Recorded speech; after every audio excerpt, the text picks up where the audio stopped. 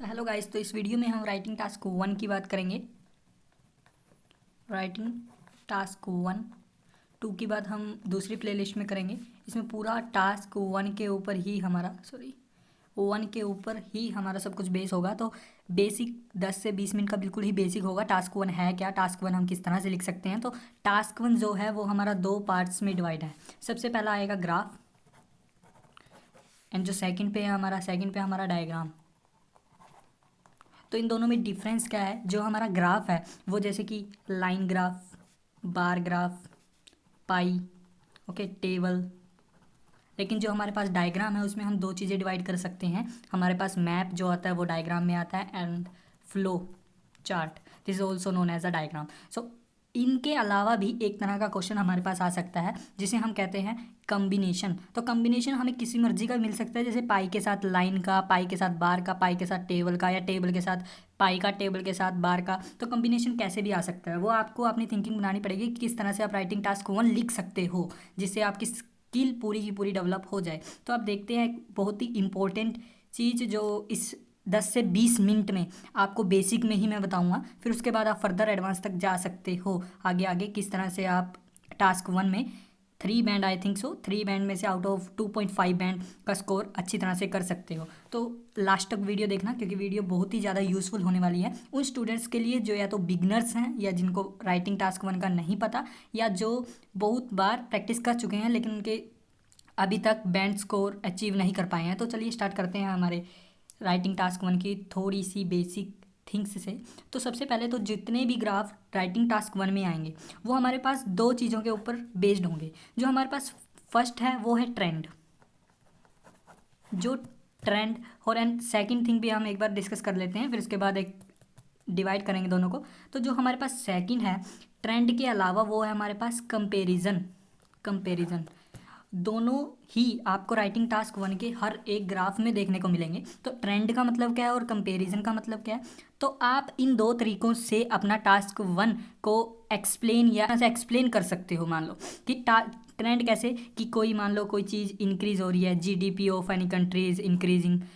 Comparison कैसे, comparison की 2001 में इतना था and in the other side 2015 में इसमें इतना इंक्रीज है, इतना डिक्रीज देखने को मिला। तो इस तरह से आप अपना पूरा का पूरा ग्राफ दो चीज़ों में डिवाइड कर सकते हो।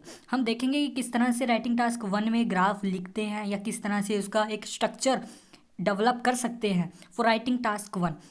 सबसे पहले वही देखते हैं। ये बिल्कुल ही बेसिक थिंग्स है कि दो तरह से हम एक्सप्लेन कर सकते हैं। आगे आगे जाके आपको अच्छी तरह से एक्सप्लेन करूँगा, लिख के दिखाऊंगा विद एग्जांपल कि किस तरह से हम एक अच्छा राइटिंग टास्क 1 एक बना सकते हैं। तो सबसे पहले देखिए आप, तो जो हमारे पास राइटिंग टास्क 1 है उसका बेसिक स्ट्रक्चर सिर्फ यही है कि सबसे पहले हम इंट्रोडक्शन लिखेंगे, इंट्रोडक्शन ऑफ अ ग्राफ और diagram.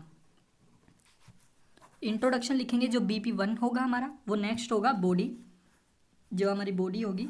Late suppose this is our body paragraphs.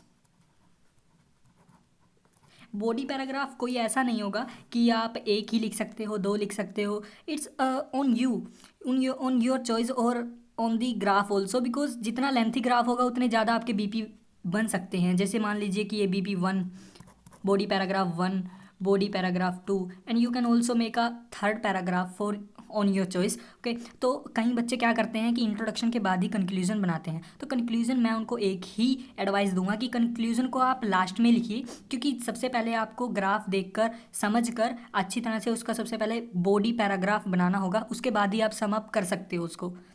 Okay, तो सबसे पहले आप बॉडी लिख लीजिए, फिर उसके बाद आप एक कंक्लूजन दे लीजिए to some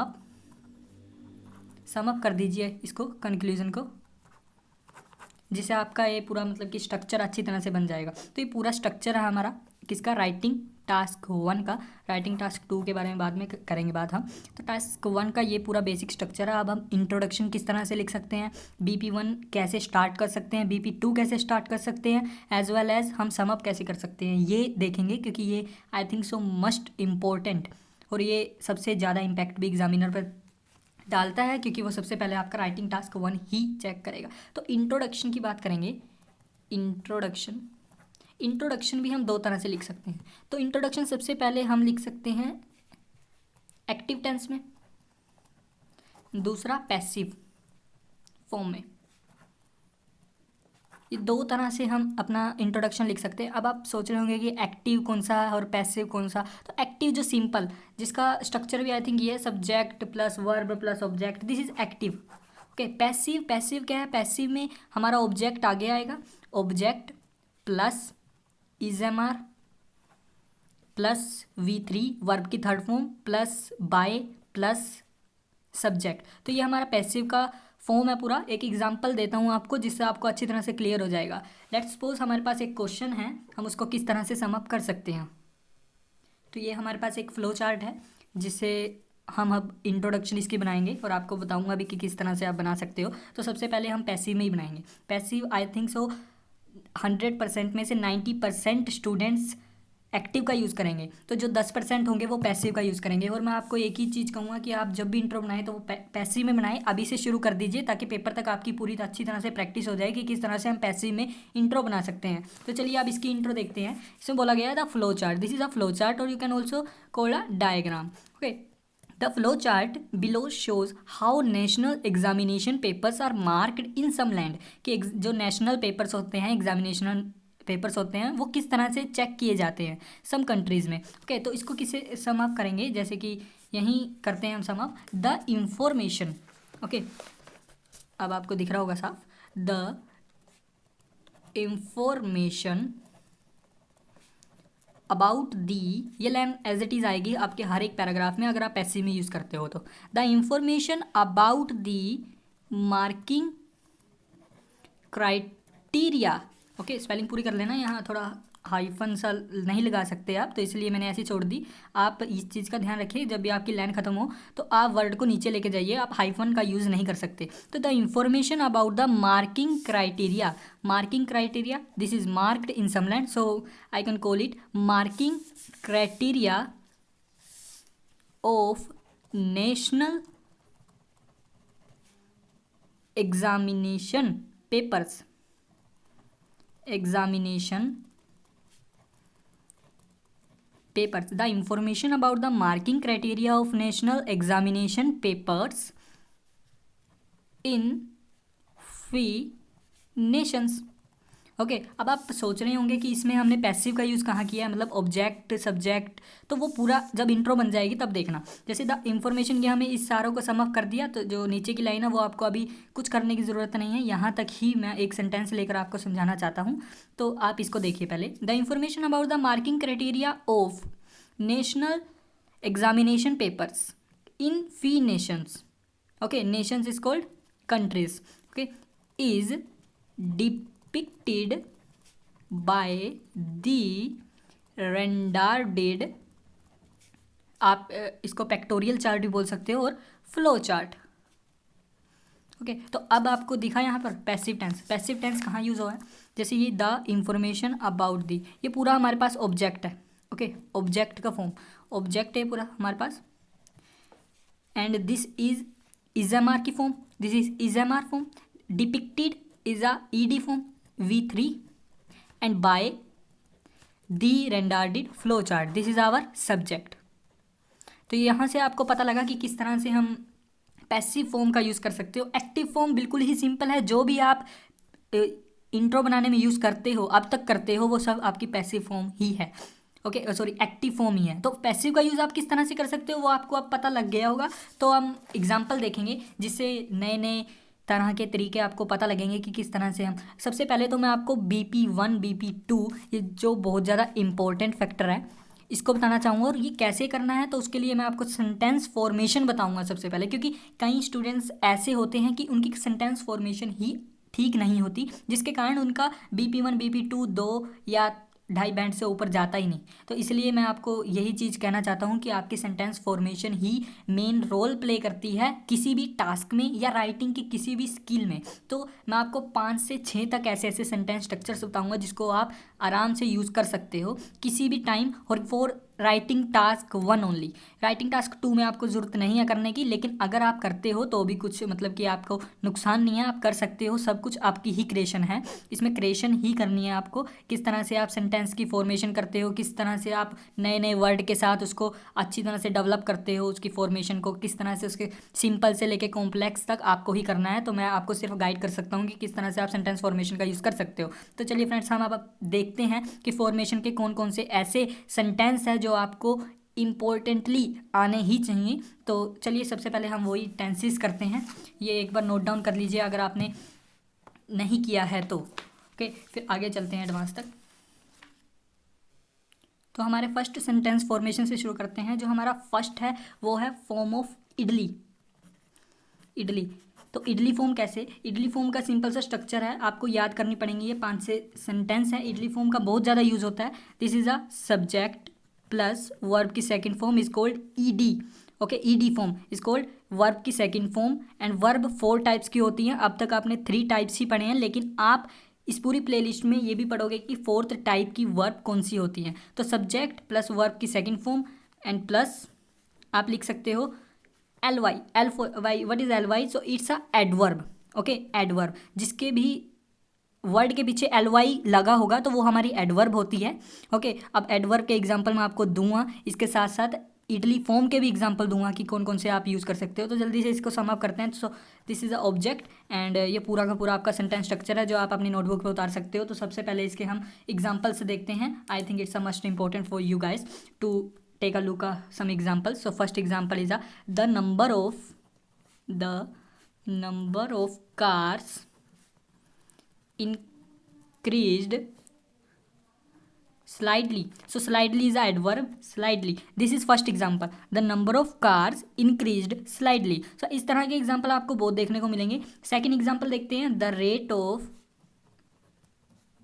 women. Okay, the rate of women grown, this is the second form, grown dramatically. So it's also adverb और एडजेक्टिव की आपको एक लिस्ट दूंगा जो आपको लर्न करनी पड़ेगी और लर्न कर भी सकते हो, बहुत ज़्यादा इजी है। तो इनको एक बार ध्यान से देखो कि आपने खुद को सेंटेंस फॉर्मेशन बनाने की कोशिश करो। थर्ड एग्जाम्पल भी आपको देता हूँ for your own knowledge. The GDP of UK or any country, you can use it, went down. Went is a second form, went down suddenly.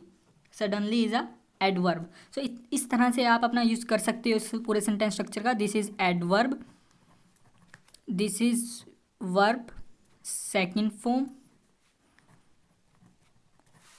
Okay, this is subject and this is object. तो note down कर लीजिए किस तरह से लिख सकते हो। और फोर्थ एग्जांपल भी मैं आपको दे देता हूँ जिससे आपको ज़्यादा अंडरस्टैंडिंग हो इडली फॉर्म के बारे में। फिर हम नेक्स्ट स्ट्रक्चर पे जाएंगे जो बहुत ज़्यादा इम्पोर्टेंट है और कॉम्प्लेक्स है थोड़ा।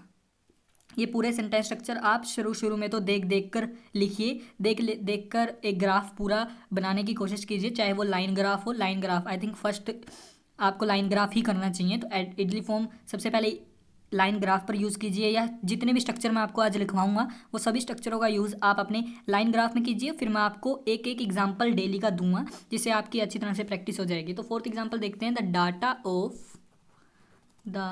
Data of Europe remained is the second form, constant from this to this। अब फ्रॉम का स्ट्रक्चर भी बहुत इंपॉर्टेंट है। 2 तरह के स्ट्रक्चर आप यूज़ कर सकते हो, फ्रॉम एंड बिटवीन। जब भी आप फ्रॉम का यूज़ करोगे तो टू का यूज़ करोगे, और जब भी आप बिटवीन का यूज़ करोगे तो आप एंड का यूज़ करोगे। Between this and this and from this to this. Okay, तो ये हमारे 4 एग्जाम्पल हैं। आई होप आपको पूरा अच्छी तरह से इडली स्ट्रक्चर क्लियर हुआ होगा। अब सेकंड पे चलते हैं। सेकंड भी हमारे लिए बहुत ज़्यादा इंपॉर्टेंट है, और वो जो सेकंड स्ट्रक्चर है हमारा, वो हमारा पैसिव फॉर्म में है। ओके, तो चलिए सेकंड स्ट्रक्चर की तरफ चलते हैं और अच्छी तरह से समझने की कोशिश कीजिएगा, क्योंकि ये ही स्ट्रक्चर है जो आपके रिपीटेड यूज़ होते हैं राइटिंग टास्क 1 में। तो राइटिंग टास्क 1 का दूसरा structure, this is in a passive form, so you can note down it. A, this is a structure, a a ज़रूर आएगा। एडजेक्टिव के साथ हमेशा ए ज़रूर आता है। अब एडजेक्टिव क्या है, तो पिछले सेंटेंस में हमने एडवर्ब की थी, तो एडवर्ब का भाई या बहन हमारा एडजेक्टिव कहलाता है, जिसके पास एल वाई की फॉर्म ना हो और फिर भी वो एक चेंज शो करे। तो देखते हैं हम कैसे, वो एग्जाम्पल देखेंगे तो आपको अच्छी तरह से क्लियर हो जाएगा। ए प्लस एडवर्ब प्लस, इसमें हम V1 की फॉर्म लगाएंगे, V1 प्लस इज़ या वोज भी लगा सकते हो, इज़ वोज, इज़ लगेगी या वोज लगेगी, यहाँ कोई आर वगैरह कुछ नहीं लगता, प्लस वर्ब सीन लग सकता है। ओके, सीन की जगह ऑब्जर्व्ड, यही इन्हीं वर्ड्स का यूज़ करना आपने। एंड नोटिस्ड, एग्जाम्पल के साथ देखोगे तो अच्छा तरह से समझ में आएगा। ओके, फिर इसके सभी मतलब कि हमारे पास जो भी ये वर्ड हैं, सीन, ऑब्जर्व, नोटिस्ड, तो ये सभी एक कॉम्प्लेक्स स्ट्रक्चर बनाने के काम आते हैं। तो प्लस सब्जेक्ट, ओके सब्जेक्ट, अब हमने सब्जेक्ट भी लिख दिया, आप क्या लिखनी है, प्लस वैल्यू। वैल्यू क्या, वैल्यू भी बताऊंगा आपको कि वैल्यू कैसे, यहाँ वैल्यू तक ही हमारा पूरा समअप हो जाएगा। तो अब एग्जांपल देखते हैं इसके, जिससे आपको अच्छी तरह से क्लियर हो। तो सबसे पहले अ प्लस एडवर्ब प्लस वर्ब की सेकंड फॉर्म प्लस इज़ या वोज, अगर पास्ट में है तो वोज का यूज़ करेंगे, अगर प्रेजेंट में है तो इसका यूज़ करेंगे, प्लस सीन, ऑब्जर्व, मैन्युफेस्टेड, नोटिस्ड, इन सब का यूज़ कर सकते हो। और भी वर्ड आपको बता दूंगा। सब्जेक्ट जो हमारा सब्जेक्ट होगा प्लस वैल्यू जो भी हमारी वैल्यू होगी। तो ए, तो एग्जांपल देखते हैं। फर्स्ट एग्जांपल ए, तो एडवर्ब क्या होगा, अगर यह स्लाइटली का यूज़ करा, अगर स्लाइट का यूज़ करते हैं तो वो एडवर्ब हो जाती है, सिर्फ एल और वाई कटा है। ड्रामेटिकली, ड्रामेटिकली के पीछे एल वाई, अगर एल वाई काट दे तो ड्रामेटिकल, तो ड्रामेटिकल का यूज़ कर सकते हैं, वो हमारा एडवर्ब एडजेक्टिव है। तो इसका ड्रामेटिक का यूज़ करते हैं, ड्रास्टिक का भी कर सकते हैं, ड्रामेटिक का ही यूज़ करके देख लेते हैं। ड्रामेटिक इंक्रीज, तो यहाँ जो हमारी V1 है उसमें दो ही चीज़ें मेनली होगी, या तो होगा हमारा इंक्रीज या हमारा होगा डिक्रीज, या हमारा रिमेन हो सकता है, रिमेन कांस्टेंट के लिए remain constant. Okay, the drastic increase, या फिर ड्रास्टिक नहीं होगा, सिर्फ इंक्रीज या डिक्रीज का ही यूज़ हो सकता है। A drastic increase was, this is was या इज, जिस मर्जी का यूज़ कर सकते हो। Was seen, seen observed, noticed, seen subject किस चीज़ में, सीन, यहाँ से देख लेते हैं पहले example, the number of cars, ठीक है। तो सीन, सीन ऑब्जर्व्ड, ये कुछ भी लिख सकते हो, seen in the number of cars, number of cars. तो अब वैल्यू का क्या चक्कर है, तो वैल्यू कैसे दोगे, तो वैल्यू दे सकते हो आप फ्रॉम या बिटवीन का स्ट्रक्चर लगा के, cars from 2000 to 2015। Okay, so this type of examples are here. आप इस तरह से अपने फॉर्मेशन कर सकते हो। सेकंड एग्जाम्पल दूंगा जो हो सकता है आपको पहले आपने टास्क 1 में यूज़ भी किया हो, जैसे अ slide decrease was observed in the rate of cars from, यहाँ फ्रॉम लगाया तो इसमें बिटवीन लगा देते हैं, कार्स बिटवीन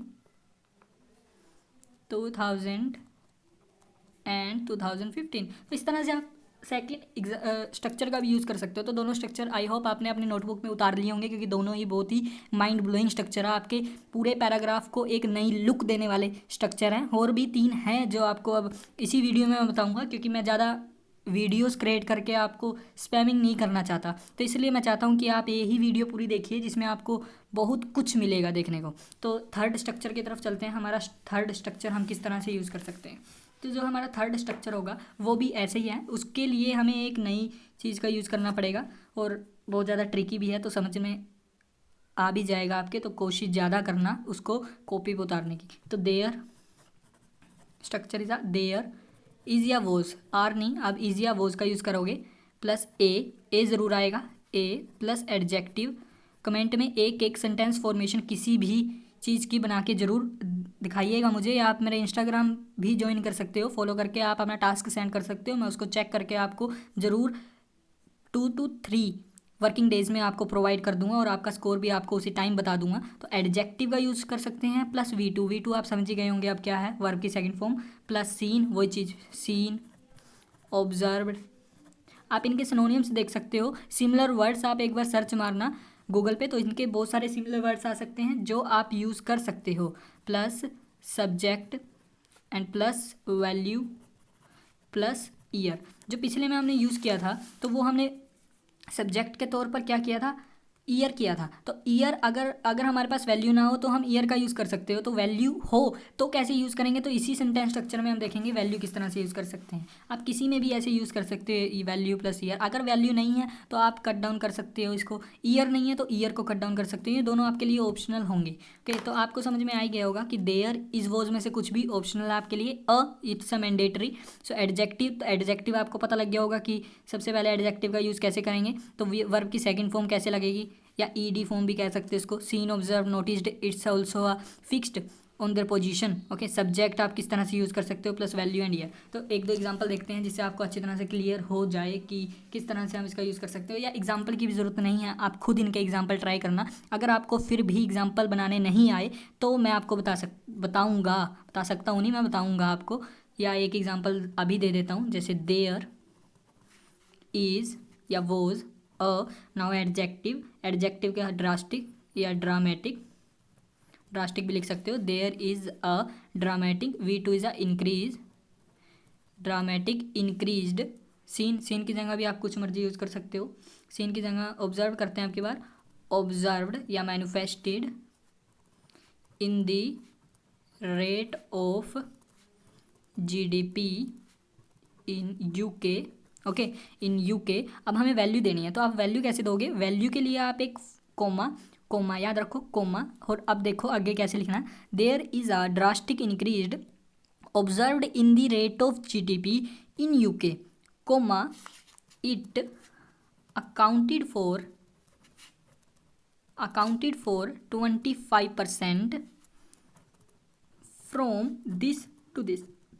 तो आपको समझ में आया हम वैल्यू किस तरह से दे सकते हैं, इस तरह से हम वैल्यू दे सकते हैं, इट अकाउंटेड फॉर 25%, इस तरह से। और इसके बाद ये हमारे पास क्या आ गया, ईयर। तो this is a form of value and this is a year. तो इस तरह से आप पूरा अच्छी तरह से दे सकते हो, एक्सप्लेन कर सकते हो। और एक बार पढ़ के भी देख लो इसको, एकदम कॉम्प्लेक्स की फीलिंग आएगी आपको, कॉम्प्लेक्स ही नहीं, आपकी पूरे स्ट्रक्चर की लुक ही बदल देगा। मैं आपको कह रहा हूँ कि तीनों चारों जितने भी आज बताऊंगा ना, पूरे फाड़ू स्ट्रक्चर है आपके लिए। और सभी स्ट्रक्चर्स का अपने पूरे के पूरे राइटिंग टास्क 1 में जरूर यूज़ करना। राइटिंग टास्क 2 के लिए मैंने वीडियो बना चुका हूँ, तो आप प्लेलिस्ट पे जाके वहाँ पर देख सकते हो, और इस प्लेलिस्ट का भी मैं लिंक आपको डिस्क्रिप्शन में दे दूंगा। तो इस प्लेलिस्ट को भी पूरा का पूरा फॉलो कीजिए, प्लेलिस्ट की फर्स्ट वीडियो है।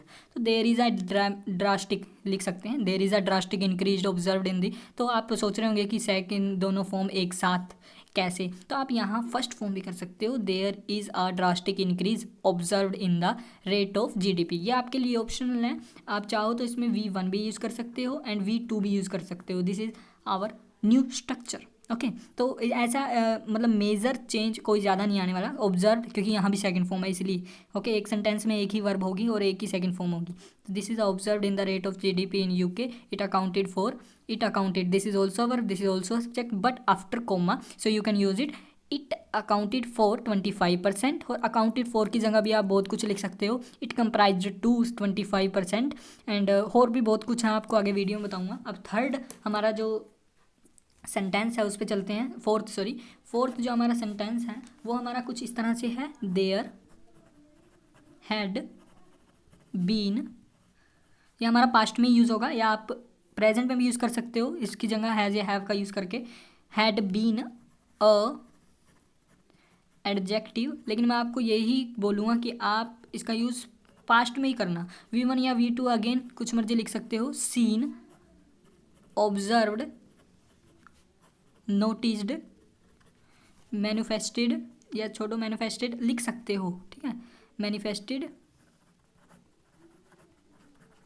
प्लस सब्जेक्ट, वही plus subject plus value plus year. और वैल्यू और ईयर आपको किस तरह से देना है वो आप देख ही चुके होंगे।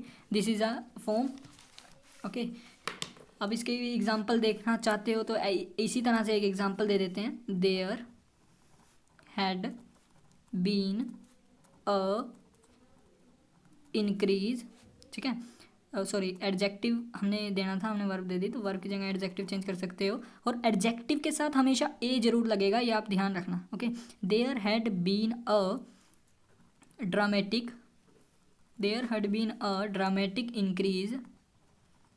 Increase observed in the rate of GDP of India, ठीक है, इट कंप्राइज्ड टू 25%। अब उसमें हमने अकाउंटेड फॉर का यूज़ किया था, तो इसमें हम कंप्राइज्ड का यूज़ कर रहे हैं। Comprise to 25% between 2001 and 2010। तो ये पूरा हमारा सेंटेंस स्ट्रक्चर हो गया। अब आप खुद सोचिए कि अगर आपके बीपी में ऐसे ऐसे 4 भी लग गए तो भी इनफ होंगे आपके 6 स्कोर करने में। लेकिन मैं यही चाहता हूँ कि आप इन स्ट्रक्चरों का इस तरह से यूज़ कीजिए कि आपके अबव 6 हों। ओके, तो नेक्स्ट स्ट्रक्चर है जो हमारा, आई थिंक लास्ट स्ट्रक्चर, इसके बाद अगर मेरे दिमाग में आया तो वो भी लिखवा दूंगा मैं। 6 मुझे अभी तक ध्यान नहीं आ रहा, लेकिन ये 4 तो आपके मेनली है, जो स्क्रीनशॉट आप मार लीजिए या फिर अपनी नोटबुक पे उतार लीजिए। तो गाइज इन पूरे चारों के चारों स्ट्रक्चरों को अपनी नोटबुक पर नोट डाउन कर लीजिए, क्योंकि इन 4 स्ट्रक्चर्स का हम अब यूज़ करेंगे अपने एक अच्छे सैम्पल आंसर में। ओके, तो सैम्पल आंसर आपको किस तरह से लिखना है वो भी आपको बताऊंगा। हो सकता है आपको पहली बारी में अगर आप सीख रहे हो या कर रहे हो तो हो सकता है आपको समझ में नहीं आए, लेकिन आप देखना जरूर उसको। देखने का मतलब ये नहीं कि मतलब कि ऑब्जर्व करना, कोशिश करना कि उस तरह से आप बना सको। ओके, कहीं में ऐसे स्ट्रक्चर्स का यूज़ ना भी हो तो कोई डरने वाली बात नहीं है। आप इन स्ट्रक्चरों का अपने खुद के टास्क 1 में यूज़ कर सकते हो। मेरे एक स्टूडेंट्स का टेस्ट है जो मैं आपको दिखाऊंगा कि उसने किस तरह से अपने फॉर्मेशन कर रखी है with this type of introduction which I told you okay in the starting of this video। okay, this type of introduction किस तरह से आप पैसिव और एक्टिव में कर सकते हो, एक्टिव एंड पैसिव में। तो हम चलिए स्टार्ट करते हैं सबसे पहले उसके टास्क 1 से। तो चलिए हम शुरू करते हैं हमारे पहले इंट्रोडक्शन से। अगर आपको ठीक क्लियरली साफ नहीं दिख रहा तो आप सुन सकते हो, मैं आपको पूरा पढ़ के सुनाऊंगा, आप देखना, ऑब्जर्व करना सिर्फ, ठीक है। The information about the percentage of students, तो जो इन्फॉर्मेशन है परसेंटेज ऑफ स्टूडेंट्स, स्टूडेंट की परसेंटेज के ऊपर, who learning a second language, जो सेकेंड लैंग्वेज पढ़ रहे हैं या लर्न कर रहे हैं इन प्राइमरी स्कूल में ऑफ न्यूजीलैंड के प्राइमरी स्कूल में, बिटवीन दिस एंड दिस। तो इंट्रोडक्शन हमारी बिल्कुल क्लियर है।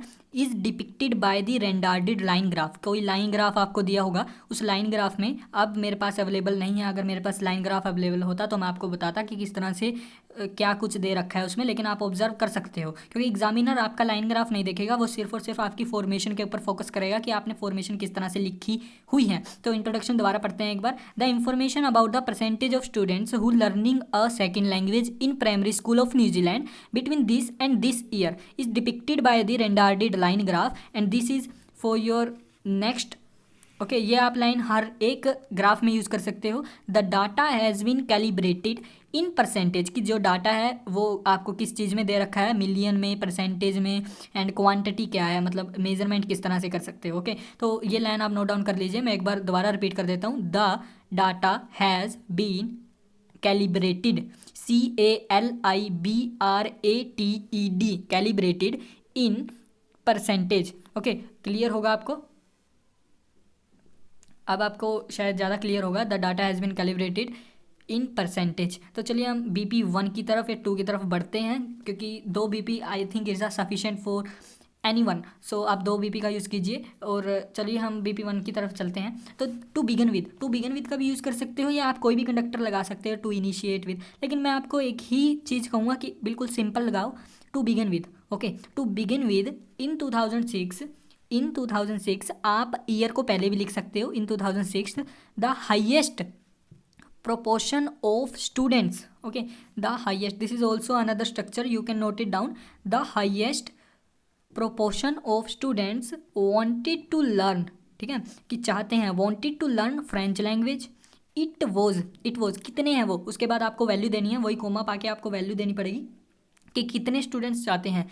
इट वॉज अंडर 30%, अंडर 30% का मतलब आपको कैसे कि अंडर 30%, जितनी भी वैल्यू टोटल है उसके 30% या 30% आपको हो सकती है वहाँ ग्राफ में भी गिवन हो, तो अंडर का मतलब 30 से कम या 30 से ज़्यादा नहीं, 30 से कम या 30। ओके, तो अंडर 30%, और वॉज पास्ट में है तो इसलिए ही was, it's a very simple, was 30%। However is a contrast, तो आप कंट्रास्ट का यूज़ कर सकते हो, however, although, nevertheless, nonetheless, तो इन तरह के कंडक्टर का यूज़ कर सकते हो। मैं अगले वीडियोस में आपको बताऊंगा कि कौन कौन सी वीडियो का कंडक्टर का आप यूज़ कर सकते हो। तो पूरी प्लेलिस्ट आपको ये टास्क 1 के लिए ही होगी, जिससे आप अपनी स्कोर को बहुत ज़्यादा इंक्रीज कर सकते हो। तो हाउएवर द, ये भी next structure, however the figure, okay, you can also make as a figure shown the, it's a work second form, shown the fluctuation, okay, this is a wrong spelling, so note it down, through out the Spain या time, आप Spain का भी use कर सकते हो, time का भी। Through out the Spain का मतलब है पूरे के पूरे होल पीरियड में कितना पीरियड आपको गिवन हो, ओके। तो यहाँ तक एक पूरा सेंटेंस इसने बनाया और बहुत अच्छी तरह से बनाया है। तो near a quarter, near a quarter का मतलब है 25% के आसपास। Near a quarter proportion of students, okay, 25% को आप इन्होंने इस तरह से मेंशन कर दिया, near a quarter proportion of students interested, okay, interested to learn Spanish, वो स्पेनिश सीखना चाहते हैं लैंग्वेज इन 2006 में। While this is also contrast, और जब भी आप कंडक्टर दो तो उसके पहले या तो फुल स्टॉप लगा के नई ही लाइन शुरू करो या उससे पहले एक कोमा यूज़ करो ताकि अच्छी तरह से कॉम्प्लेक्सिटी आए आपके एक सेंटेंस स्ट्रक्चर में। तो while a dramatic increase was observed in the percentage of students until या अनलेस का यूज़ कर सकते हो, अंटिल 2011 से पहले, ओके। सो यहाँ तक हमारा सेकंड स्ट्रक्चर है। अब थर्ड स्ट्रक्चर की तरफ चलते हैं हम। आफ्टर डैट, उसके बाद द प्रपोर्शन ड्रॉप्ड या फिर आप इडली फॉर्म का भी यूज कर सकते हो, dropped suddenly, okay, dropped dramatically, dropped drastically, and stood मतलब second form reached, okay, stood at 22% पर जाके स्टिक होगी, स्टूड मतलब पहुंचना, स्टूड एट 22%। अब ये स्ट्रक्चर जो हमने अभी यूज़ किया है वो यहाँ पर हमें लगाने की कोशिश की है। There had been a drastic decrease, can manifested भी लिख सकते हो आप या मैनिफेस्टेड भी लिख सकते हो, manifested, noticed, seen, observed in the proportion of students comma who, कौन से students, who prefer to learn Japanese language, okay. तो ये आई होप आपको पूरा BP1 क्लियर होगा। तो BP1 मैं चाहता हूँ कि आप भी इस तरह से लिखें या मेंशन करें।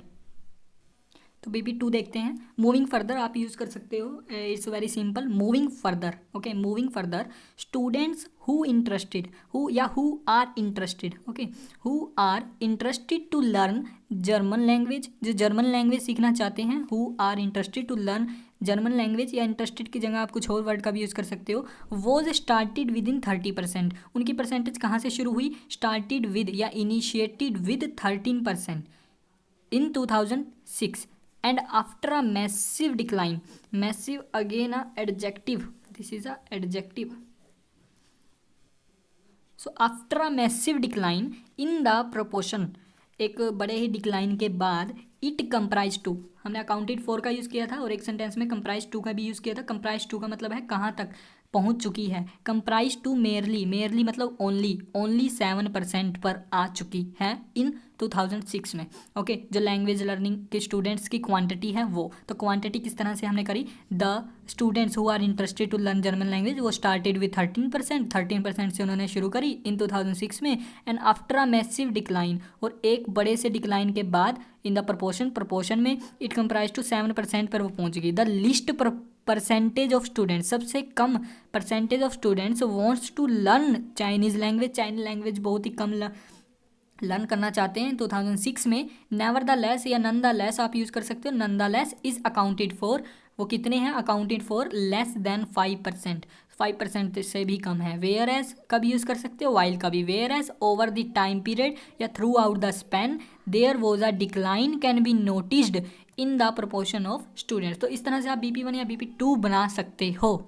तो आप आपने ग्राफ बना लिया, इंट्रोडक्शन दे दी, मतलब BP1 अच्छी तरह से कंप्लीट कर लिया, BP2 अच्छी तरह से कंप्लीट कर लिया। अब स्टूडेंट के पास सिर्फ एक ही चीज़ होती है जो उसको मुश्किलें फेस करनी पड़ती हैं जिस चीज़ में, तो वो है कंक्लूजन। तो कंक्लूजन किस तरह से बनाएं, तो कंक्लूजन मैंने अपने सभी स्टूडेंट्स को पहली बात तो ये बोल रखा है कि वो सबसे पहले BP1 या BP2 कंप्लीट करे, उसके बाद अपना कंक्लूजन दे, क्योंकि कंक्लूजन ऐसी चीज़ है जो आपको सबसे पहले पूरा ग्राफ ऑब्जर्व करना पड़ता है। ऑब्जर्व आप तभी कर सकते हो जब आप BP1 या BP2 कंप्लीट कर लो, और थर्ड में BP3 भी आप बना सकते हो, इट्स योर चॉइस, मैंने आपको पहले भी कहा है। और फिर कंक्लूजन आपको देने का राइट वे है। तो कंक्लूजन किस तरह से देंगे हम वो देखते हैं। To capital you can use it, to capital it can be widely manifested that, as it is, ये लाइन यूज़ कर सकते हो आप, okay, as a template form, okay. To capital it can be और would be widely manifested that, जो majority है, the majority और minor का बहुत बड़ा फैक्टर है, तो इन दोनों को ही लेके चलिए, थोड़ा कंट्रास्ट भी दिखाइए। The majority of student interested in French language, जो मेजोरिटी है फ्रेंच लैंग्वेज को पसंद करती है लर्न करने में। नेवर द लेस और जो सबसे कम है, list proportion prefer Chinese language, और जो सबसे लिस्ट प्रपोर्शन है वो चाइनीज़ लैंग्वेज को पसंद करती है थ्रू आउट द स्पैन और टाइम पीरियड। मैं आपको इंट्रोडक्शन एक और बार बता देना चाहता हूँ, क्योंकि इंट्रोडक्शन ही ऐसा ऐसा मतलब कि पैराग्राफ है जिससे एग्जामिनर का इम्पैक्ट आपके ऊपर सबसे पहले पड़ेगा, और वो सीरियसली आपका एग्ज़ाम चेक करेगा सिर्फ और सिर्फ, क्योंकि first impression is a best impression. Okay, या सबसे इंपॉर्टेंट जो मर्जी ला लो, मुझे पता नहीं, अब मुहावरे का तो पता नहीं, लेकिन आप हाँ इंट्रोडक्शन देख लीजिए सबसे पहले। The information about the people who consumed it's a vocabulary, you can change it with the similar words of consume. Okay, the calories in the selective again is a similar word, another similar word you can change it with the vocabulary or similar words. countries is called nations, or both, and दो ही हैं इसके, nations है countries such as US, India, New Zealand, this and this. okay, in 2003 between, यहाँ between लिख दीजिए, between this and this in 2003, I think this is not a right way. okay, this is for a country, this and this country के नाम है। इन 2003 आप लिख सकते हो, is depicted by the rendered bar graph, pie chart, या जो मर्जी ग्राफ हो आप लिख सकते हो। The data has been calibrated in this, calories में है, पिछली बार हमने जो करा था वो परसेंटेज में करा था, और ये कैलोरीज में है। तो वोकैबुलरी देखिए टास्क 1 के लिए, कंज्यूम के लिए आप इन सब वर्ड को यूज़ कर सकते हो। ओके, आप वोकैबुलरी किस तरह से याद कर सकते हो, ये भी है, मुझे बहुत ही व्यूअर्स पूछते हैं, तो मैं अपने स्टूडेंट्स को एक ही बात कहता हूँ कि आप वोकैबुलरी के पीछे मत भागिए, आप सिर्फ और सिर्फ जो वर्ड आपको लगे कि चेंज हो सकता है, जनरली एक वोकैब नहीं, मतलब कि वर्ब्स ऐसी होती हैं जो चेंज हो सकती है, चेंजेबल हो सकती हैं। तो कोई भी वर्ब, जैसे कंज्यूम है, कंज्यूम को गूगल कीजिए, गूगल पे आपने सिर्फ ये लिखना है कंज्यूम सिमिलर वर्ड्स या सिनोनियम्स, तो आपको ऐसे ऐसे बहुत सारे मिल जाएंगे, और किसी भी आसान का आप यूज़ कर सकते हो। घबराने की ज़रूरत नहीं है कि उसका मीनिंग चेंज होता है, ये होता है, सब कुछ सेम है। ओके, सिमिलर वर्ड में तो सेम ही होगा ना। तो कंट्रीज़ को नेशन बोल सकते हैं, सच एज को लाइक बोल सकते हैं, या बहुत सारे हैं इसके भी। तो इन तीनों को आप मतलब कि इस तरह से आप वोकैबुलरी याद कर सकते हो। तो आई थिंक सो ये वीडियो ज़्यादा लंबी हो चुकी होगी, 43-44 मिनट्स की। तो आई थिंक हमें यहीं सम अप कर देनी चाहिए अब इस वीडियो को, क्योंकि नेक्स्ट जितने भी लेक्चर आएंगे उन सब में हम नई नई चीज़ों को सीखेंगे कि किस तरह से हम बार ग्राफ बना सकते हैं। तो नेक्स्ट वीडियो के लिए हमारा सिर्फ और एजेंडा यही रहेगा कि सबसे पहले हम एक लाइन ग्राफ चकें, लाइन ग्राफ, और लाइन ग्राफ को ही कंप्लीट करने की कोशिश करें कि उसमें कितने सेंटेंस बना सकते हैं हम, कि किस तरह से उसको लिख सकते हैं। तो नेक्स्ट वीडियो में हम लाइन ग्राफ के बारे में बात करेंगे। एक पूरा का पूरा एजेंडा लाइन ग्राफ का ही है, लाइन ग्राफ में क्या क्या आपको इम्पोर्टेंटली बताऊंगा मैं, जो बहुत ज़्यादा इम्पोर्टेंट है। तो आप कमेंट बॉक्स में ज़रूर बताइएगा कि आपको वीडियो कैसी लगी, और चैनल को भी सब्सक्राइब कर लीजिएगा ऐसी ऐसी नई नई वीडियो देखने के लिए। और एक फ्रेंच लैंग्वेज का कोर्स नया इस पूरे चैनल पर स्टार्ट होने वाला है, तो अगर उसमें भी आप इंटरेस्टेड हो तो कमेंट बॉक्स में एक बार लिख ज़रूर दीजिएगा, ताकि आपको मैं एक ग्रुप में ऐड कर लूँ, जिसमें सारा मटेरियल मैं उसी ग्रुप में सेंड करूँगा। और कमेंट का दूसरा वे ये भी है कि हमारी पूरी टीम वर्कशॉप्स प्रोवाइड करती हैं free of course it's so for subscribers only. तो सब्सक्राइब जरूर कीजिएगा फॉर आवर फ्री वर्कशॉप्स और free books, e books, writing task 1 as well as writing task 2। Writing task 2 के बारे में बात करेंगे, सबसे पहले राइटिंग टास्क 1 को कंप्लीट कर लेते हैं। तो राइटिंग टास्क 1 में लाइन ग्राफ करेंगे, फिर हम करेंगे टेबल, ये बहुत इजी हैं। लास्ट में हम करेंगे मैप, फ्लो एंड पाई। तो मैप और फ्लो क्या है, वो बहुत कम आते हैं आपके एग्ज़ाम में, और अगर आते हैं तो बहुत ज़्यादा सिंपल आते हैं, तो कंपैरिजन ही करना होता है, तो वो हम लास्ट में करेंगे। सबसे पहले जो इंपॉर्टेंट है आपके एग्ज़ाम में आने के चांसेस हैं, हम उसको कंप्लीट करेंगे। टेबल हो गया, टेबल के बाद हमारा बार हो गया, या बार हम लाइन के साथ भी कर सकते हैं। ओके, वो जैसा भी मैं देखूंगा कि किस तरह से आपको बताना है, इसके एग्जाम्पल ट्राई करेंगे। तो okay guys, good luck for your exam. अपनी पूरी अच्छी सी प्रैक्टिस कीजिए, जिससे कि मैं भी मोटिवेट हूँ कि मेरी वीडियो देखकर किसी ने अच्छे से मतलब कि स्कोर लिया है। तो प्लीज़ गाइज सपोर्ट अस।